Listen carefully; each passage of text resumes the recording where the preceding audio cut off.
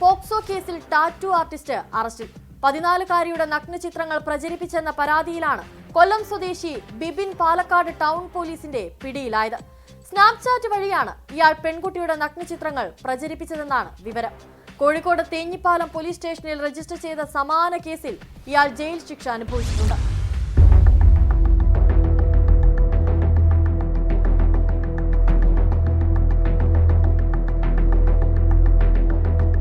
Palakkad town south police station പരിധിയിൽ താമസിക്കുന്ന പെൺകുട്ടിയാണ് പരാതിക്കാരി.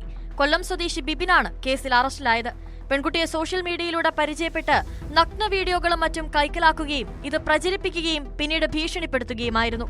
പെൺകുട്ടിയുടെ നഗ്നചിത്രങ്ങൾ അയച്ചുകൊടുത്ത് നിരവധി പേരിൽ നിന്നും ഇയാൾ പണം വാങ്ങിയെന്നും പോലീസ് കണ്ടെത്തിയിട്ടുണ്ട്.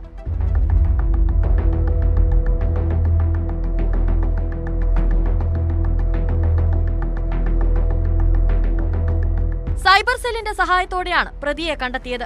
പ്രതി സമാന രീതിയിൽ ധാരാളം പെൺകുട്ടികളെ ഇത്തരത്തിൽ ചതിയിൽപ്പെടുത്തിയിട്ടുള്ളതായി പോലീസ് പറഞ്ഞു. ടാറ്റു ആർട്ടിസ്റ്റായ ബിബിൻ കോസ്മെറ്റിക് സയൻസിൽ ബിരുദത്തിന് പഠിക്കുകയാണ്.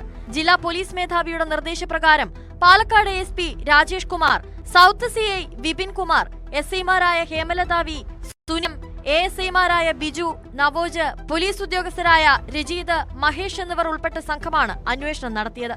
കോഴിക്കോട് തേഞ്ഞിപ്പാലം പോലീസ് സ്റ്റേഷനിൽ രജിസ്റ്റർ ചെയ്ത സമാന കേസിൽ ഇയാൾ ജയിൽ ശിക്ഷ അനുഭവിച്ചിട്ടുണ്ട്.